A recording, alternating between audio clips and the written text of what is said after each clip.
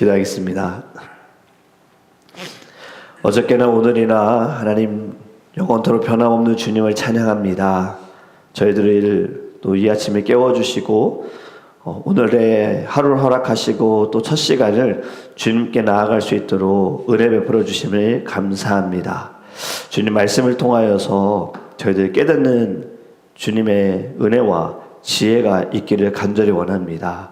우리의 죄를 돌아보게 하시고 연약함을 보게 하여 주시고 또 하나님 다른 이들의 티끌이 아니라 주님 내 안에 있는 들보를 보게 하여 주셔서 더 주님 앞에 엎드리고 주님을 간절히 찾고 매달리고 정말 주님 없이는 살 수 없습니다라는 고백을 할 수 있는 하나님 예배와 또 오늘의 삶이 되게 하여 주시옵소서. 하나님 이 아침에 주신 기도의 제목을 들고 또 주님 앞에 엎드려 기도할 때에 주님 기도로 주의 뜻을 묻게 하시고 기도로 하나님 응답받고 하나님 행할 수 있는 또 주의 자녀 주의 일꾼들 되게 하여 주시옵소서. 감사하며 예수 그리스도의 이름으로 기도합니다. 아멘. 네, 오늘 말씀 함께 보겠습니다. 사무엘하 4장 6절에서 12절입니다.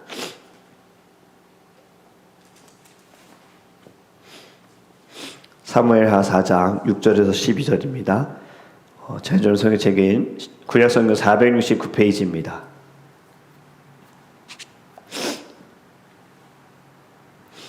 사무엘하 4장 6절에서 12절입니다. 네, 우리 함께 읽겠습니다.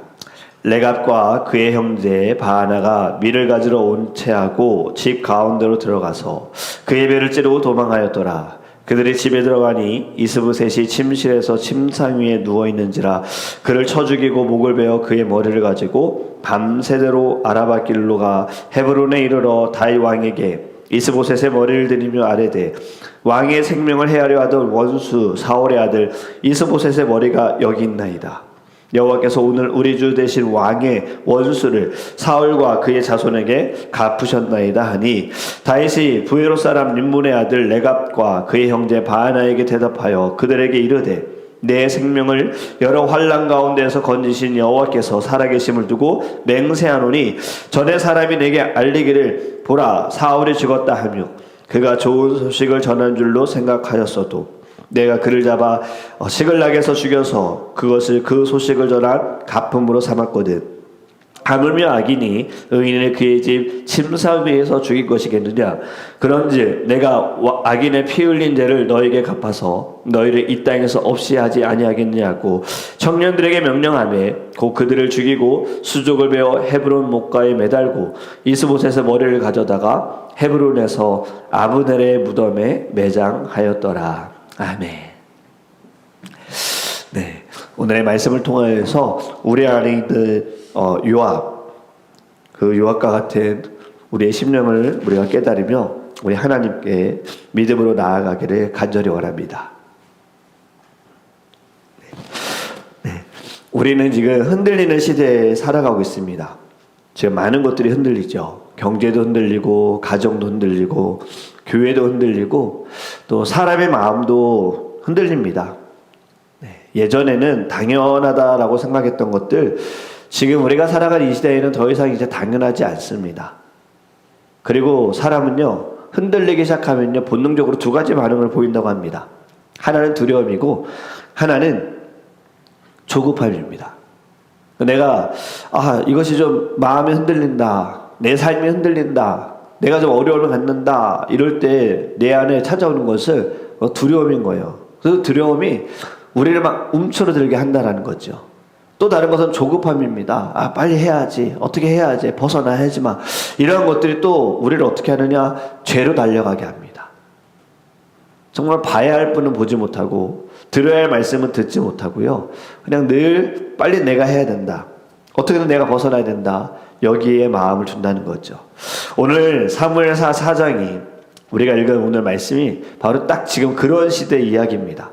나라가 흔들리고 왕권은 무너졌고 사람들은 불안해하고 미래는 불투명한 상황 가운데, 그런데 오늘 말씀이 우리들에게 또 주는 질문이 있습니다. 누가 역사를 다스리고 있는가예요. 지금 이 역사 속에서 누가 이 역사를 지금 이끌어가고 있는가? 물론 답은 하나님께서 여전히 통치하고 계시다라는 겁니다. 여러분, 세상이 혼란스러워도, 세상이 흔들릴지라도 하나님의 주권은 흔들리지 않는 줄 믿습니다. 오늘 1절에 이렇게 말씀합니다. 사울의 아들 이스보셋은 아브넬이 헤브론에서 죽었다함을 듣고 손에 맥이 풀렸고 온 이스라엘이 놀라니라. 여기서 지금 손에 힘이 풀렸다, 맥이 풀렸다, 손에 힘이 빠졌다, 단순히 낙심했다는 얘기가 아니라 완전히 무너졌다는 거예요. 손에 아무것도 질 수가 없다, 막 부들부들 떨리기도 한다. 왜 그러냐? 이스보셋 원래 왕이 아니었다라는 거죠. 실질적으로 진짜 나라를 운영하고 다스리는 이는 아브넬이었다라는 거죠.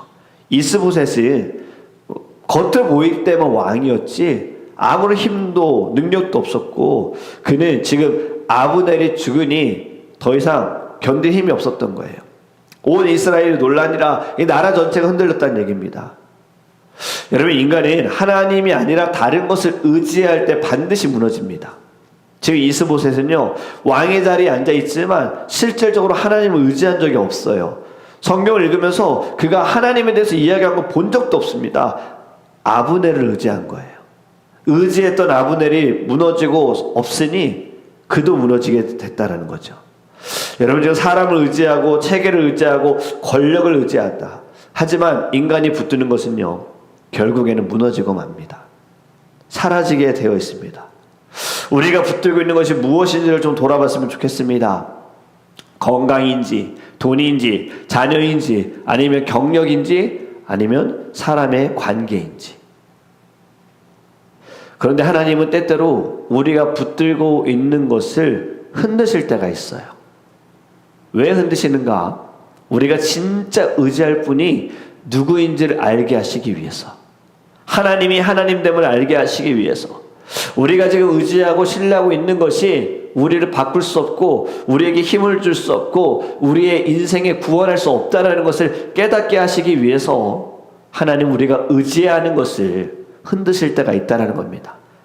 그 의지하고 있는 것들이 단번에 무너질 수 있고, 또 우리가 의지하고 있는 것이 우리를 더 어렵게 할 수도 있고 우리를 배신할 수도 있다는 거죠. 여러분, 우리는 하나님을 믿는다고 하면서도 실제로 하나님 외의 것에 안정감을 가질 때가 있어요. 결국엔 그것이 우상이죠. 하나님은 그 우상을 무너뜨리시기 위해 흔드신다라는 겁니다. 왜냐? 우리의 영혼이 망하지 않도록, 우리의 영혼이 잘못된 길로 가지 않도록 하시기 위해서 하나님은 우리가 의지하고 있는 것을 반드시 무너뜨린다라는 거예요. 그리고 2절에서 8절의 말씀을 보면요, 두 인물이 지금 등장합니다. 바로 레갑과 바하나입니다. 이들은 군 지휘관입니다. 지금 나라가 흔들리는 것을 보고 이들은 딱 생각합니다. 지금이 기회다. 다윗과는 다른 생각을 갖지요. 다윗은 사울이 죽었을 때에도 기회라고 여긴 적이 없었어요. 지금 이들은요, 이스보셋의 집에 들어갑니다. 그런데 이스보셋이 자고 있었어요. 그리고 낮잠 자고 있는 왕을 죽이고 머리를 베어서 다윗에게 가지고 왔다는 거죠. 굉장히 충격적인 장면입니다. 이스보셋은 지금 전쟁하다가 죽은 것도 아닙니다. 어떤 재판을 통해서 죽은 것도 아니고요, 아주 약한 상태에서 의지하는 것이 무너졌을 때, 또 방심했을 때 자고 있다가 침대에서 죽었다라는 거예요. 여러분, 우리가 알아야 할 것은요, 죄인은 위기의 순간에 더 거룩해지는 것이 아니더라고요. 어려움 가운데 거룩해지지 않고 오히려 어려움과 아픔과 고통과 고난 가운데 죄성이 더 드러납니다. 자신의 약함이 드러납니다. 자신의 믿음이 드러납니다. 자신의 사명도 다 드러나는 거예요. 우리는 종종 착각합니다. 환경만 좋아지면 괜찮아지겠지, 상황만 달라지면 괜찮아지겠지. 하지만 성경이 우리에게 말씀하시는 것은 문제의 핵심은 환경에 있는 것이 아니고 상황에 있는 것이 아니고 바로 너에게 있답니다. 너의 마음에 문제가 있다. 여러분, 지금 레갑과 바하나가 행한 것 나라를 위한 것도 아니고 정의를 위한 것도 아닙니다. 자신들의 유익을 위한 것이었어요. 지금 그들은 딱 계산합니다. 와, 다윗이 기뻐하겠지, 다윗이 좋아하겠지. 여기에서 우리는요, 죄의 무거움을 봅니다. 이 사람들은 자기 욕망을 위해서라면요, 악을 정의처럼 포장하는 거예요. 나쁜 것을 정의처럼 이야기하는 거예요. 내로남불이라는 말도 있잖아요, 세상에. 내가 하면 로맨스, 남이 하면 불륜. 내가 하는 죄는 다 괜찮은 거야. 내가 하는 악한 것은 다 정의로운 일인 거야. 하나님을 위한 거야. 다 이렇게 이야기해요. 그런데 이렇게 오늘 이 두 사람처럼요, 보여줄 수 있다는 거죠. 사람들은 성공을 위해서 양심을 버리고요, 또 이익을 위해서 진실을 왜곡하고 내 욕심을 채우기 위해서 관계를 깨뜨립니다. 왜냐? 우리 다 죄인이기 때문에 그렇습니다. 우리는 다 연약하기 때문에 그런 거예요. 지금 레갑과 바하나 이스보셋의 머리를 두고 다윗 앞에 딱 섰어요. 이들이 원한 것은, 기대했던 것은 상 받을 것이었어요. 다윗에게 칭찬받을 것이었어요. 당신의 원수와 같은 사울의 그 아들 이스보셋을 우리가 죽여서 데리고 왔습니다. 이제 당신이 진정한 왕이 될 수 있습니다. 평탄대로를 달릴 수 있습니다. 그러니 우리를 칭찬해 주세요. 우리 높은 자리 주세요. 우리 저쪽 나라에서도 근 지휘관이었어요. 우리 힘도 있었어요. 그런데 이제 우리가 당신의 편에 섭니다. 하지만 다윗은 다르게 반응합니다. 먼저 여러분 9절에 보면요, 다윗은요 이렇게 이야기합니다. 다윗이 브에롯 사람 림몬의 아들 레갑과 그의 형제 바하나에게 대답하여 그들에게 이르되 내 생명을 여러 환난 가운데서 건지신 여호와께서 살아계심을 두고 맹세하노니. 아멘. 지금 다윗이 무엇을 먼저 이야기하느냐? 하나님을 고백하는 거예요. 하나님의 섭리. 너희들이 내 문제를 해결해 줬다라고 이야기하지 않았습니다. 지금 이렇게 말하죠. 내 생명을 여러 환난 가운데에서 건져주신 여호와, 나를 구원하시는 분은 하나님이시다. 사람이 아니다. 너희도 아니다. 모든 것은 하나님의 뜻이 있다. 그래서 다윗은요, 하나님의 뜻은 인간의 악한 방법으로 이루어지지 않는다라는 것을 알았던 거예요. 그래서 지금 레갑과 바하나를 죽입니다. 우리가 그 사무엘 앞에서 사울 왕이 죽었다라는 소식을 들고 온 그 청년이 행한 것처럼 거짓을 고했고 과장돼서 이야기했던 무언가를 자신이 받을 거라고 기대했던 것과 똑같은 그 상황에 지금 다윗은요 그들을 죽여요. 왜냐하면 하나님 나라의 정의를 세우기 위해서입니다. 우리가 좋아하는 것은 은혜입니다. 우리가 좋아하는 것은 축복입니다. 그래서 늘 교회는 은혜, 복받아야 이 땅에서도 하나님의 복을 누려야 된다. 그런데 성경은 은혜만 말하지 않습니다. 성경은 정의를 이야기합니다. 하나님은 은혜의 하나님이시고 사랑의 하나님 맞습니다. 하지만 정의의 하나님이시고 공의의 하나님이시다라는 거예요. 그것이 우리가 예전에 말씀 나눴던 호세아서의 말씀처럼 늘 다림줄로 재시는 하나님. 여러분, 우리는 사랑의 하나님께서는 동시에 거룩한 재판장이시라는 것을 알아야 하나님을 경외하고 두려워합니다. 늘 사랑의 하나님만 생각하기 때문에 죄 짓는 것을 좀 가볍게 여기는 거예요. 죄 지어도 용서해 주시겠지. 이런 죄를 지어도, 한 번 지어도, 이것 좀 해도 하나님이 그냥 받아주시겠지. 물론 받아주시죠. 버리지 않으시죠. 근데 여기에만 집중하니 죄 짓는 것을 우리가 너무 가볍게 생각하는 거예요. 정의의 하나님, 공의의 하나님. 여러분, 다윗의 삶을 보면요, 하나님의 마음에 합한 사람이지만 다윗은 정말 많은 죄를 지었고 큰 죄를 지었습니다. 그 모든 죄에 대해서 하나님은요, 너 내 마음에 합한 자니까 괜찮다라고 이야기하신 것이 아니에요. 마음에 합하다 하신 이유도 모든 그 죄에 대해서 다윗은 인정했고 회개했기 때문에 마음에 합한 사람이었어요. 용서를 구하고 하나님께 회개했어도 다윗은 지은 죄에 대한 모든 대가는 다 치렀습니다. 이것이 바로 정의로우신 하나님이 행하시는 하나님의 손길이다라는 거예요. 우리가 사무엘하를 읽으면서 느껴지는 것이 있어요. 그것이 무엇이냐면 인간은 불완전하다예요. 지금 인간의 왕, 인간의 리더들 다 불완전하다. 사울도 무너지고 이스보셋도 무너졌습니다. 아브넬도 죽었고 레갑과 바하나도 죽었습니다. 다윗조차도 완전하지 않지요. 여러분, 성경은 지금 이런 불완전한 사람들을 숨기지 않고, 어김없이 숨기지 않고 다 드러냅니다. 왜 그러냐? 사람에게 소망이 없다라는 거예요. 사람은요, 언제든 넘어질 수 있고 쓰러질 수 있다라는 겁니다. 우리가 바울을 통해서도 하나님의 주신 말씀이 늘 늘 선자는 넘어질까 두려워하라 그랬잖아요. 모든 인간은 다 연약하다라는 거죠. 소망은 주님께만 있는 줄 믿습니다. 그리고 또 우리에게 보여주신 것이 무엇이냐? 가짜. 사람들의 왕은 진짜가 아니다죠. 진짜 왕을 기다려라. 바로 누굴까요? 예수님이십니다.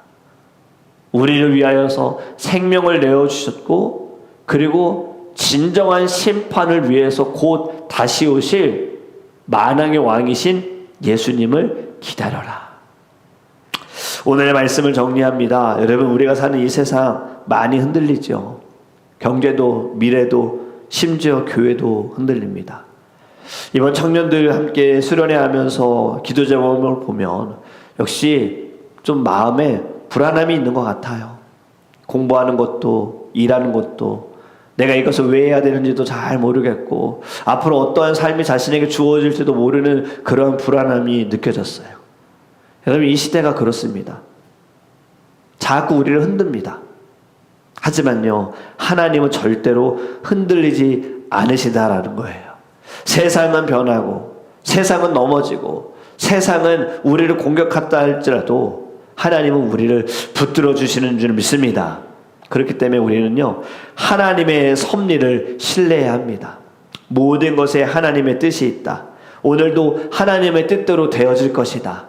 하나님의 뜻이 이루어지는 오늘이 되어야 된다라는 이 마음을 가지고 우리 주님께 부르짖는 저와 여러분이 되시기를 주님의 이름으로 축복합니다. 기도하겠습니다. 사랑해 주님, 감사합니다. 오늘의 말씀을 통하여서 하나님, 저희들의 마음 가운데에도 레갑과 바나와 같은 마음이 있습니다. 하나님, 우리가 무언가를 행할 때 하나님을 먼저 생각하는 것이 아니라 늘 내 입지, 내 처지, 내가 바라는 것, 내가 원하는 것에 집중하면서 그것을 하나님의 뜻이다라고 이야기합니다. 지금 이들도 이스보셋을 죽이고 마치 정의로운 것처럼 다윗에게 와서 당신의 손을 우리가 덜었습니다. 당신의 고민을 우리가 덜었습니다. 이렇게 이야기하는 그 마음, 하나님, 우리들 안에도 있습니다. 주님, 용서하여 주소서. 오늘의 말씀을 통해서 내 안에 있는 요압과 내 안에 있는 레갑과 내 안에 있는 바나 같은 모든 악한 마음을 주님 무너지게 하여 주시고, 이 들보 주님 뽑아내기 위하여 주님 앞에 엎드리게 하여 주시옵시고 부르짖게 하여 주시옵소서. 또 우리들에게 주신 기도의 제목을 들고 주님 믿음으로 주님 앞에 간구합니다. 우리 교회와 사랑하는 성도들과 또 사랑하는 이들의 구원과 사랑하는 이들의 건강을 위하여서 또 나라와 민족과 선교를 위하여 하나님 앞에 기도할 때에 우리의 뜻이 아닌 아버지의 뜻이 이루어지게 하여 주시옵시고, 나의 때가 아닌 하나님의 때에 열매를 맺게 하여 주시옵소서. 오늘의 모든 삶도 주님이 함께 하시고 악에게 지지 않고 사단에게 무너지지 않고 시험에 들지 않고 주님이 지켜주시고 보호하여 주시고, 넘어졌을 때에도 다시 주님 일어나게 하실 믿사오며 다시 오실 예수 그리스도의 이름으로 축복하며 기도합니다. 아멘.